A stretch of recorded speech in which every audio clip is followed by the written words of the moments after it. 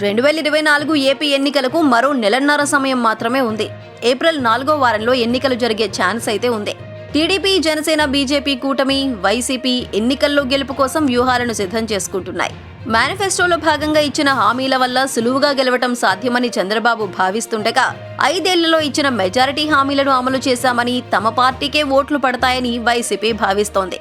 వాస్తవ పరిస్థితులను గమనిస్తే పేద మధ్యతరగతి ప్రజలు జగన్ పాలన కావాలని కోరుకుంటూ ఉండగా, ఎగువ మధ్యతరగతి ప్రజలు, ఉద్యోగులు, వ్యాపారులు, ఆర్థికంగా ఉన్నత స్థాయిలో ఉన్నవాళ్లు మాత్రం చంద్రబాబు పాలనను కోరుకుంటున్నారు.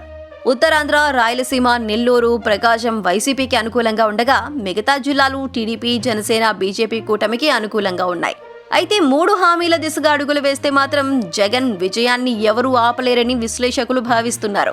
వైసీపీ రైతుల కోసం కొన్ని పథకాలు అమలు చేస్తున్నా, అంతకు మించి రైతులకు ప్రయోజనం చేకూరేలా వైసీపీ అడుగులు వేయాల్సి ఉంది.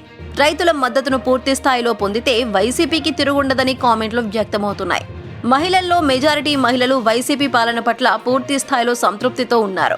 అయితే రోడ్లు, మౌలిక వస్తువుల సదుపాయాల హామీల దిశగా జగన్ అడుగులు వేయాల్సి ఉంది.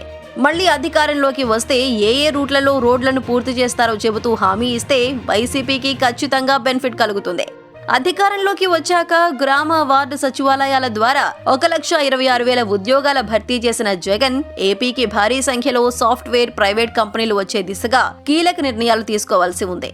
నిరుద్యోగులు సొంతంగా ప్రభుత్వ సాయంతో వ్యాపారాలు చేసేలా జగన్ సర్కారు హామీలు ఇవ్వాల్సి ఉంది.